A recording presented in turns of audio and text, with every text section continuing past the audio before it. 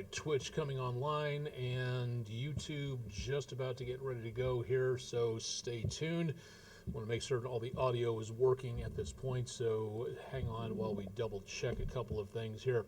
It is Tuesday night. Yesterday was the last day of September. We are now officially in October, so it is nice to change months, but as I learned a long time ago, beware anything involving Tuesdays or October, because unfortunately both of those can go deceptively fast. So something to think about there as we go throughout the next 30 days going toward Halloween at the end of the month. And again, watching out for that. Thanks to my mom for the Halloween tie. She makes most of my neckties on TV. Coming up, we're going to talk about the potential for problems with travel back over into areas close to western North Carolina. If you haven't seen anything about what's going on over there, we have got some pretty good traffic snarls thanks to what was Helene, and more on your forecast coming up here in just a little bit, so stay tuned for more on that. I'm Chief Meteorologist Austin Onick, as it says right down below here. This is Weather Overtime. This is our online video weather blog enabling you, the viewer, to ask questions or just keep an eye as to what's going on with the weather situation out there. And we'll have more on the forecast coming up here in just a little bit for the Tennessee River Valley, North Georgia, Northeast Alabama, Southeast Tennessee, and Western North Carolina in just a little bit. Almanac for today, about as close to where you need to be for this time of the year. Nowhere near our record high, which was last set back in 2019. And we now have a deficit at this time for the month of October. Every single month we wind up with a certain amount of rain that we usually pick up in a certain amount of time.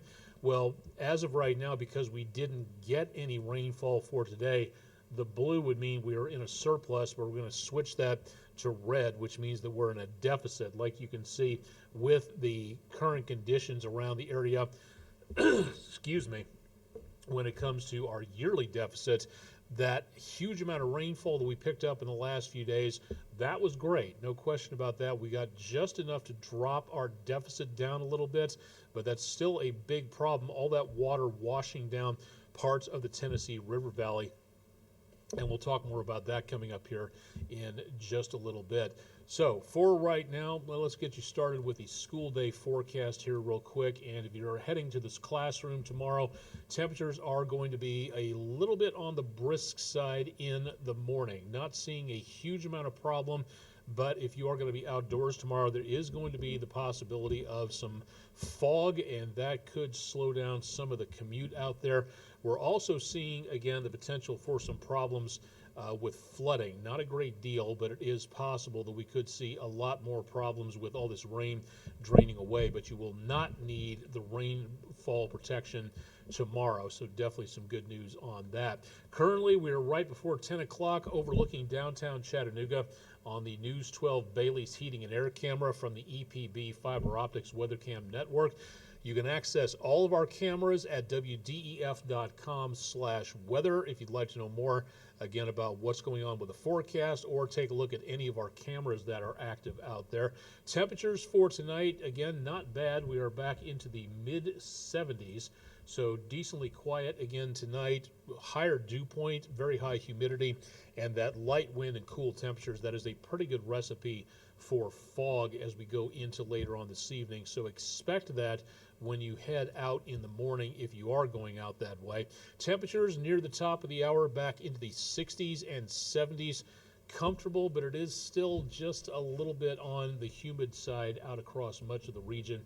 So we are looking at a little bit more humidity, but otherwise, for this time of the year, decently comfortable. It got pretty hot well back to our west. Little Rock, you managed to make about 90 degrees today, but take a look at those numbers back toward Missouri. 57 in Springfield, 63 in St. Louis, 60s and 70s across much of the southeastern United States, so pretty well spot on.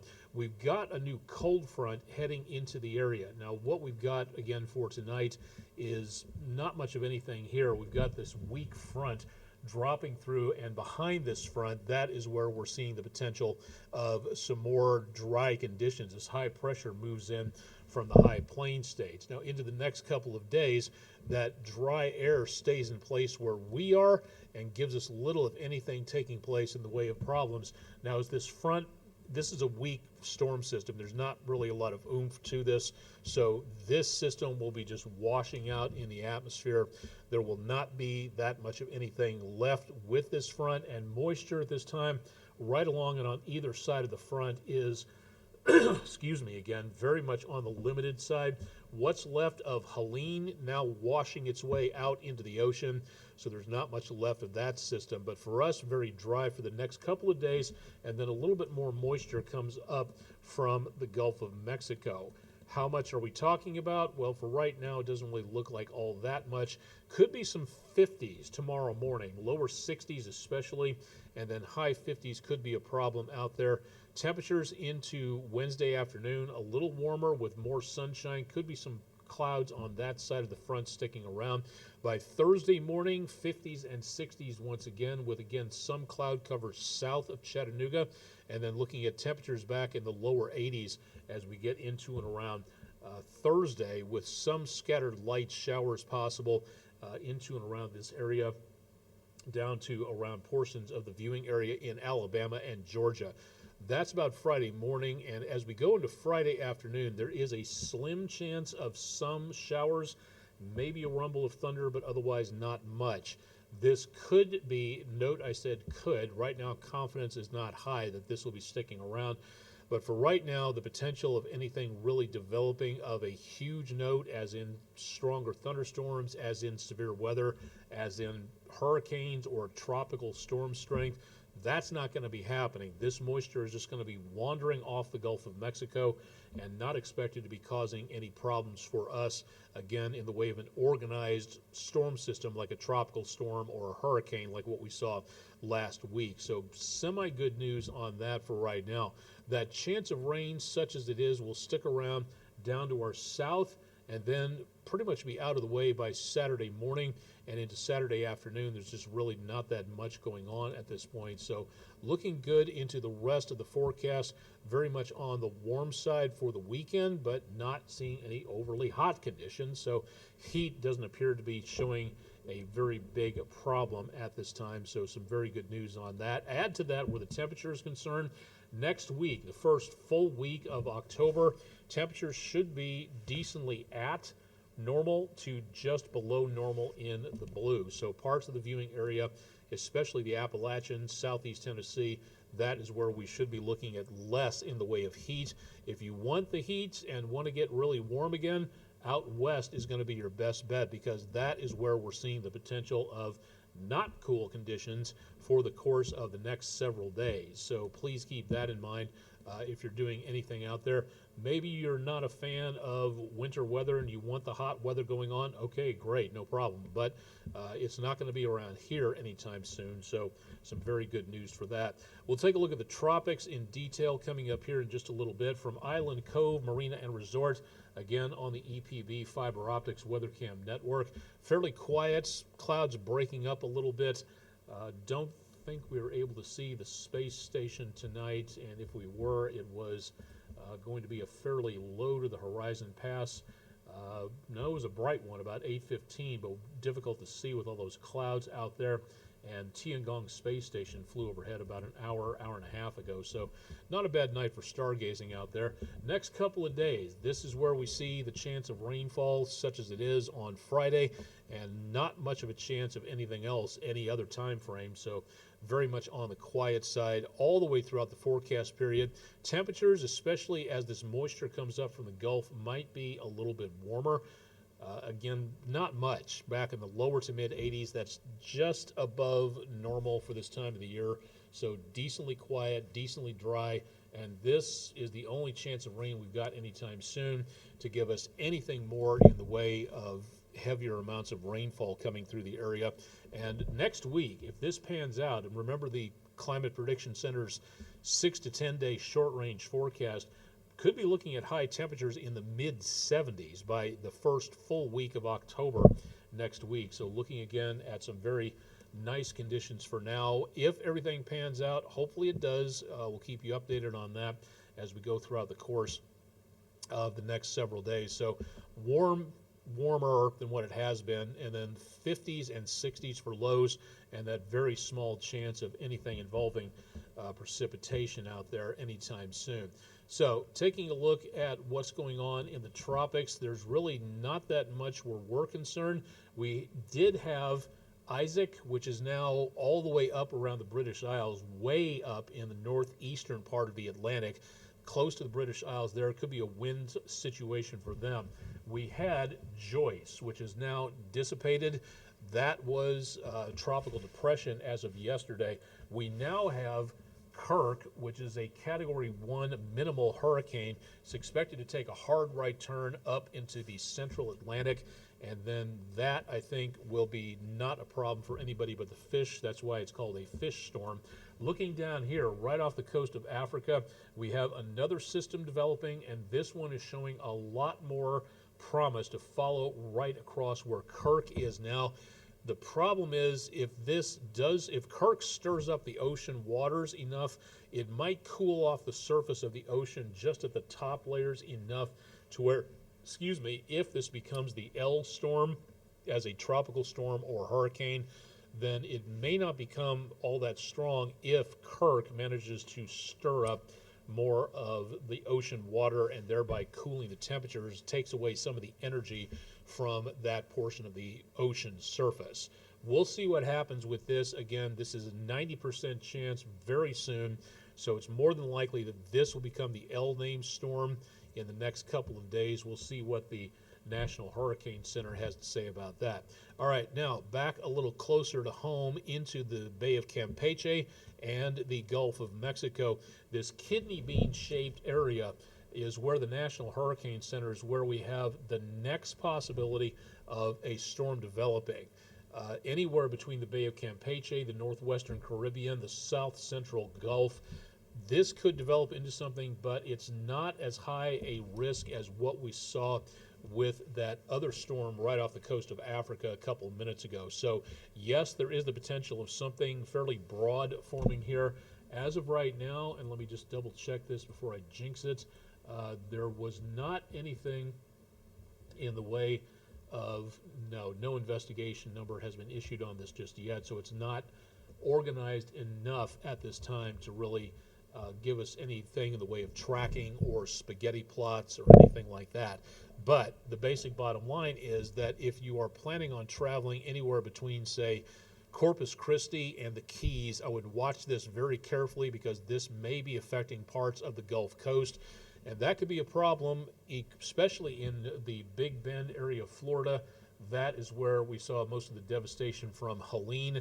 That extra amount of rainfall, if we get any extra rainfall out of this right through here, that's not going to help recovery efforts. So hopefully it goes a little bit farther back to the west if anything develops. We'll monitor this and we'll keep you updated as to what is going on. Now I want to bring over the web browser here really quick so we can see a little bit more. If you are planning on traveling anywhere back over to the east of the News 12 viewing area, this is the TDOT SmartWay map showing, again, the incidents or construction or road repair in the yellow caution triangles. The road closed markers are, again, everything News 12 viewing area here in southeast Tennessee. The grayed out portion here is western North Carolina and back into northern South Carolina, a little farther down to the south. Notice at this time that there are dozens of road closures.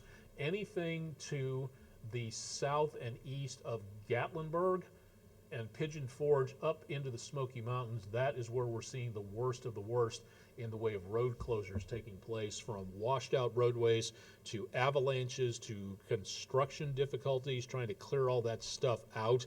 So if you're planning on traveling anywhere back over into western North Carolina tonight or tomorrow, anything around Asheville, not a good place to be. The authorities issuing statements earlier asking people that if you don't have to be here, you really need to be staying away from the area. No sightseeing, no souvenir collecting, no just wandering through and doing the old rubbernecking in this area. This is not the place to be for that. So please, if you don't live here, or you're part of the construction crews or first responders or anybody else who's helping the people who got hit the hardest in this area, you need to stay away from here. That's just all there is to it. There's going to be plenty of time to see the damage in the weeks and months to come, but right now we have people that are stranded. Right now we have people who are trying to get back in contact with each other, establishing communications with their loved ones to make certain that everybody is all right, and trying to get everybody back to normal as soon as possible. And this is a very big problem. So again, this is an area to avoid for the time being. So there's other places you can go and sightsee. This, again, in western North Carolina, if you're not helping, this is not the place to be. So please stay out of the area as much as you possibly can out there. All right, talking about flooding and this information from the National Weather Service and the National Water Prediction Service. That, again, the NWPS from NOAA. One more thing that NOAA does to getting rid of NOAA, because they talk about climate change, is a very short-sighted thing, because I don't know any private forecasting firm that does something like this and does it in such a good way on there. So that, again, something else to talk about. But focusing right now on the Chattanooga area, taking a look at the Tennessee River into around downtown Chattanooga. Flood stage is 651.1 feet, and we're at 642.4 for right now. So the good news is, at this time, it looks like we are slowly peaking, just a bit of a curve upwards on the information that you see right through here. So we are about 642.4, now down to 642.39, and expected to drop even further as we go into, that's the forecast, into tomorrow. So for right now, that is going to be where we see the potential for, let me just zoom in a little bit there for that. Through tomorrow, we should stay relatively steady as that water pours downstream, going down the Tennessee River through Chickamauga and into the Nickajack Lake area. Swimming, boating around the area, anything in the water may not be the best place to be at this point in time because of the raised levels out there. And several other of these places are experiencing the peak right now. Nickajack Dam below Chattanooga on the Tennessee River, peaking, it looks like tonight, at 606.139. Action stage is 6.13, and it looks like it's going to be slowly making its way on downwards as we go throughout the next several days, as that crest of water makes its way a little bit farther downstream. Some of the other rivers around there, the Sequatchie River near Whitwell, that peaked on September 28th at 3.67. Flood stage is 14. It is now 1.5 feet, so it's back to normal basically there. South Chickamauga Creek, that also peaked with the heaviest rainfall last week as it came on through. Now down to its more stable stage of about 5 feet above zero stage. So it looks like we're getting rid of that water fairly quickly there. Going upstream a bit, the Tennessee River right below Watts Bar Dam, that also appears to have peaked and is now slowly but steadily dropping. It's going to take several more days for this to make its way on downwards, especially into around Thursday. That's when it looks like more water will be sluicing its way out of the chances there. There's something, see, for right now, let's see, okay, I was reading that the wrong way there. So it looks like Tennessee River below Watts Bar Dam is doing pretty good for right now. Into and around portions of Knoxville, there are flood warnings in effect for portions of Knox and Sevier County, around Douglas Lake, into and around areas there, low-lying areas seeing some big problems.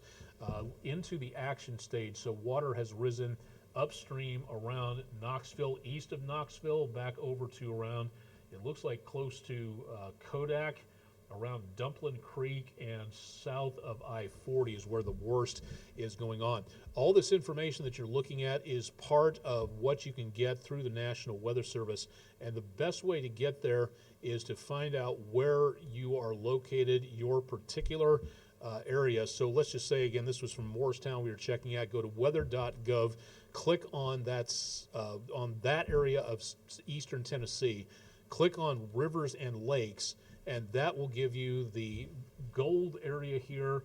That's the jurisdiction for the National Weather Service in Morristown for this area of the National Water Prediction Service. And then you get access to all of this information sitting across eastern Tennessee, western North Carolina, Georgia, all over the United States. Tons of information available here in regards to what's going on with flooding. So great opportunity to see a lot more there.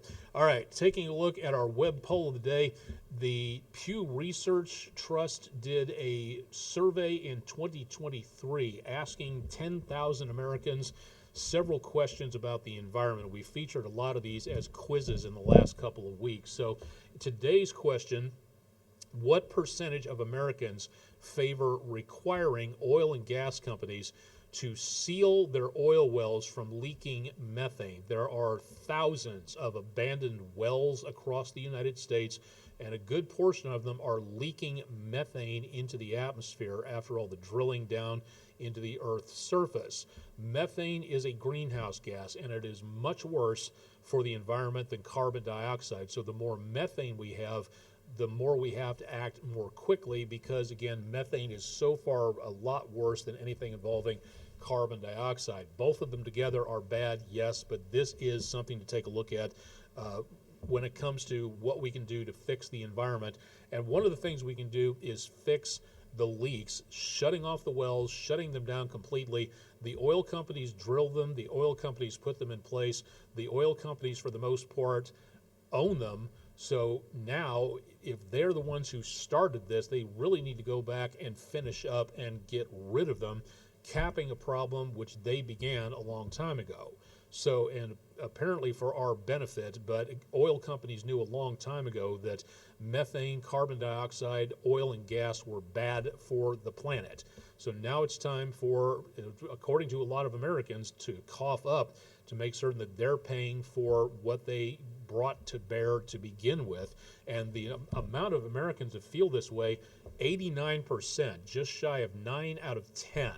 So something to think about there. If you'd like to see looks of the information about the poll, we posted this to our websites, and you can take a look at that. If you'd like to vote in our polls, use the QR code or go to our website, wdef.com/vote now, to find out more. I think that's it from the websites for tonight, so we'll tuck that away for the time being. And as of right now, let's take a look and see a few other things here. Thank you very much. I'm not a morning person. It's always nice to see the very warm colors of sunrise out there. And this particular one from Denise Camp in Eastridge. Thank you very much, Miss Denise, for this view from the Eastridge area. Beautiful pastel colors out there.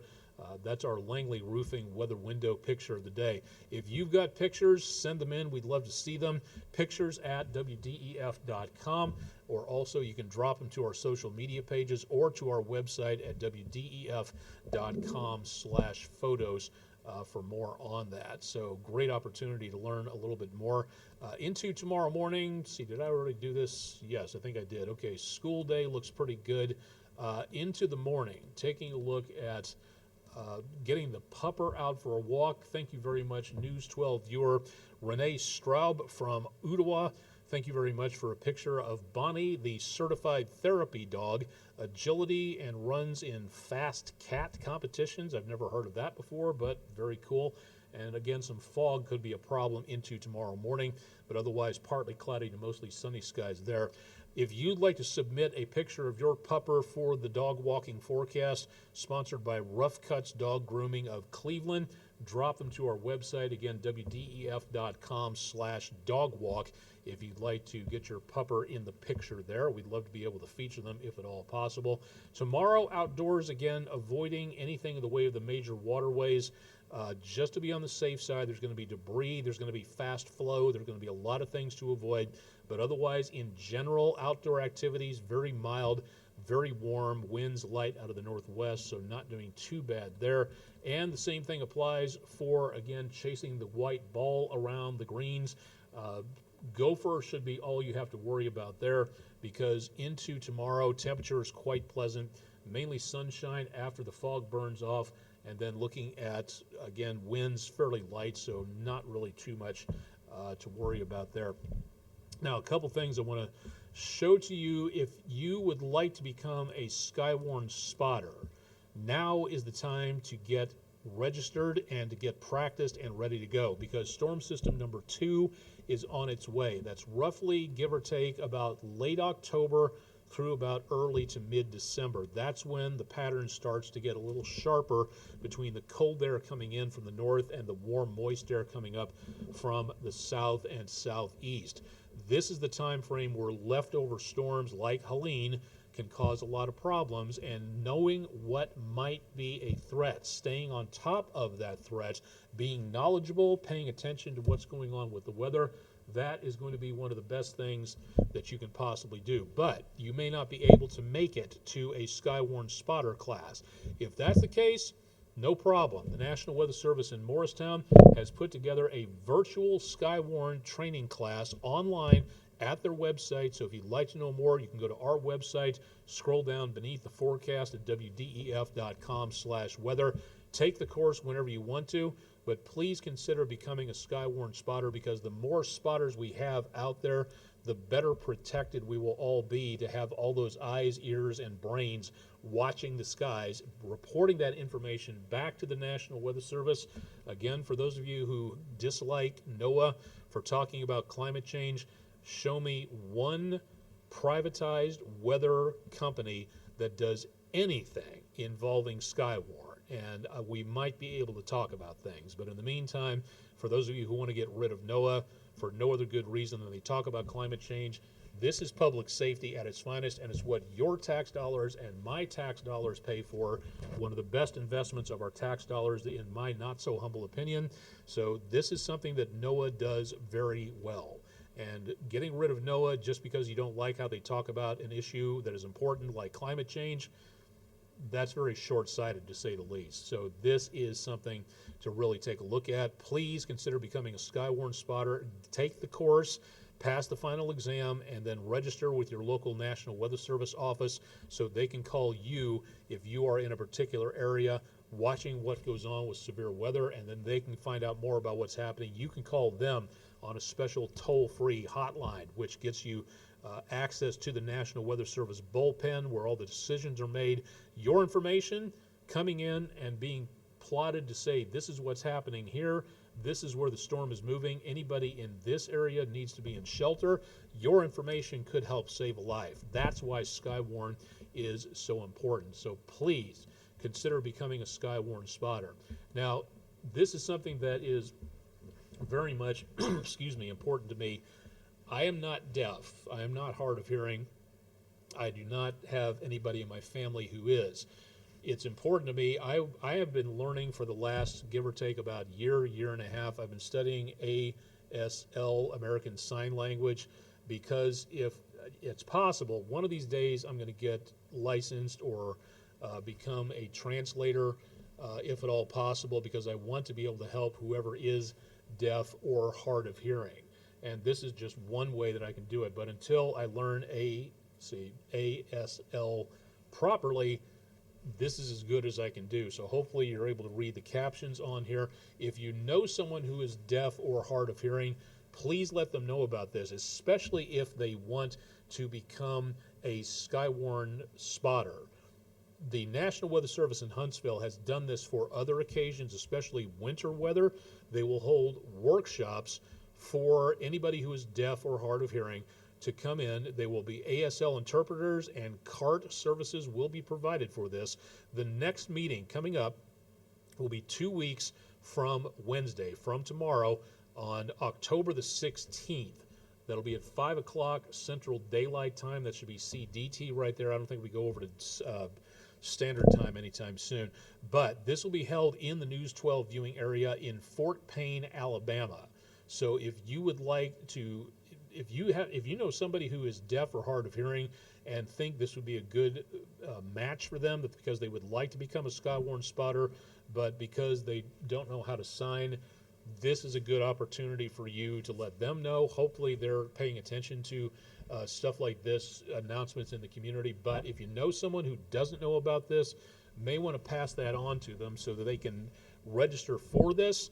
More information, again, go to our website for a connection, or you can find out more from the National Weather Service Huntsville at their website, weather.gov/HUN, the three-letter designator for Huntsville. So it is, that's HU and N on there. So I'm slowly working on it. I'm not good today.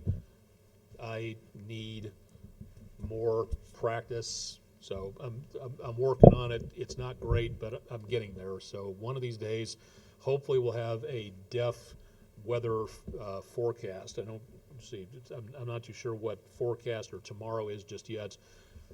I'll get there, so we'll see what happens on that. But again, if you know anybody who is deaf or hard of hearing, this would be a perfect opportunity to learn more, if at all possible. So, all right, I think that is going to do it for tonight. We've been on for just about half an hour. Nobody checking in on Twitch or YouTube, but that's okay. And if you have any questions or concerns, please give me a shout at aonic@wdef.com. Our website down at the bottom of the screen, wdef.com/weather. If you'd like to know anything more about the forecast, anything that we can help you with in regards to learning about weather here, I'm on all these social media networks. News 12 is on Facebook, Twitter, and Instagram. But I'm on a lot of these networks here. So if you have anything you'd like to discuss or would like to see something more on weather overtime, please let us know.